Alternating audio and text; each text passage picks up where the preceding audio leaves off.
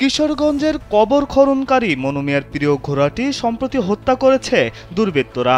জীবনের বেশিরভাগ সময় বিনা পারিশ্রমিকে কবর খুঁড়ে যাওয়া এই মানুষটির সহচর ছিল লাল রঙের একটি ঘোড়া, যেটির পিঠে চেপেই তিনি মৃত্যু সংবাদ পেলেই ছুটে যেতেন কবরস্থানে। সেই ঘোড়াটির নির্মম মৃত্যুর খবর সামাজিক যোগাযোগ মাধ্যমে ছড়িয়ে পড়লে বিষয়টি ছুঁয়ে যায় জনপ্রিয় অভিনেতা খায়রুল বাশারকেও।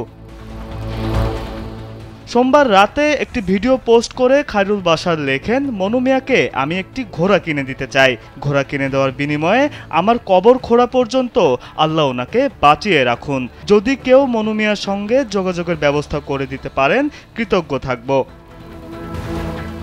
পরে হাসপাতালে চিকিৎসাধীন মনু মিয়ার সঙ্গে দেখা করতে যান বাশার। স্যান্ডেলিনা সো, রূপচর্চায় আভিজাত্য।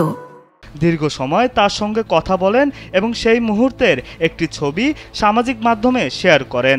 নিজের ফেসবুক পোস্টে তিনি লিখেছেন, আজ এক নায়কের সাথেই দেখা হলো আমার। আমি নিজ চোখে এই নায়ককেই দেখে আসলাম।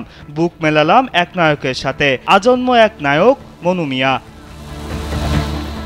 তিনি আরও লেখেন, এই নায়কের গল্প বলবো শিগগিরই। এটুকু বলি, মনু মিয়া অসহায় না, বরং অসহায়ের সহায় হয়ে ওঠার প্রচণ্ড শক্তি আছে তার। এই দিশাহীন সমাজে এক আদর্শের নাম মনু মিয়া।